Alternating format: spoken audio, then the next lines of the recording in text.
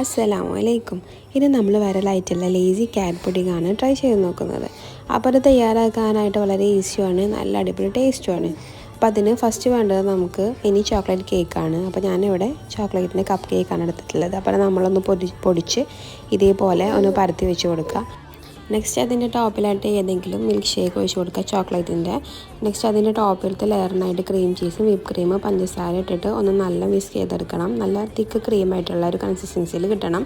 അത് ഇതിൻ്റെ ടോപ്പിലായിട്ട് ലെയർ ചെയ്ത് കൊടുക്കണം. ദെൻ അതൊന്ന് കംപ്ലീറ്റ് എല്ലാ ഭാഗത്തേക്കും ഒരേപോലെ ലെയർ ചെയ്ത് കഴിഞ്ഞിട്ടുണ്ടെങ്കിൽ നമ്മളതിൻ്റെ മുകളിലായിട്ട് ഏതെങ്കിലും ചോക്ലേറ്റ് കുറച്ച് മിൽക്കിൽ മെൽറ്റ് ചെയ്തെടുത്തത് അല്ലെങ്കിൽ ഏതെങ്കിലും ചോക്ലേറ്റ് സിറപ്പ് ഇതിൻ്റെ ടോപ്പിലായിട്ട് നമ്മളൊന്ന് ഒഴിച്ച് കൊടുക്കണം. ദെൻ ഏറ്റവും ലാസ്റ്റ് നമ്മൾ ഇവിടെ കെല്ലോഗ്സിൻ്റെ മീസ്ലിയാണ് എടുത്തിട്ടുള്ളത്. അതാണ് ശരിക്കും ഈ ഒരു പുഡിങ്ങിന് ഈ ഒരു പേര് വരാൻ തന്നെ കാരണം കേട്ടോ, ലേസി ക്യാറ്റ് പുഡിംഗ് എന്ന് വരാൻ തന്നെ കാരണം. നല്ല അടിപൊളി ടേസ്റ്റാണ്. ഒരു 2 to 3 hour റെഫ്രിജറേറ്റ് ചെയ്ത അടിപൊളി പുഡിംഗ്.